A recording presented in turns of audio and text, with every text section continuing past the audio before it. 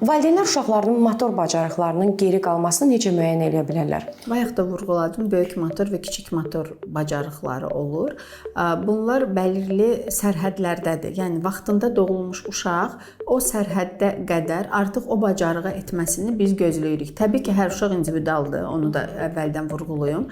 Yəni bəzi kənara çıxmalar ola bilir sağlam uşaqlarda da, amma böyük əksəriyyət vaxtında doğulmuş sağlam uşaqlar ilk 4 ayında baş kontrolu tam olmalıdır. Artıq 4 ayına çatıb başını tam tutmalıdır. Yəni bir uşaq hələ 4 ayına çatıb başını tutmursa, burada nəsə bir sorun var deməkdir. 9 ayına qədər tam sərbəst şəkildə oturmalıdır.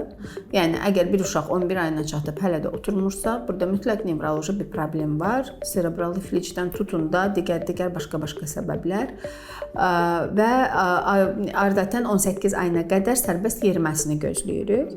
Yəni əgər bu da gecikirsə, yəni bir uşaq əgər 18 ayını keçib sərbəst yerimirsə, mütləq yolunda getməyən bir şeylər var.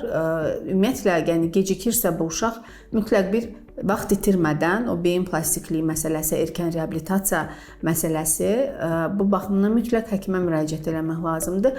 Bir də çox vaxt onu görürük ki, bu cür problemləri olan uşaqları dərmanlarla müalicə etməyə çalışırlar. Bu yol verilməzdir. Motor gecikməsi olan uşağa biz çox təəssüf ki, dərmanla bir şey eləyə bilmirik. Çox vaxt, təbii ki, əgər altda yatan başqa müalicə olunan bir xəstəliyi yoxdursa bir uşağın, böyük əksəriyyət hallarda bu uşaqlar uşaq serebral iflici olan uşaqlar olur və reabilitasiya ilk növbədə uşaqlar vaxt itirmədən reabilitasiyaya yönləndirilməlidirlər.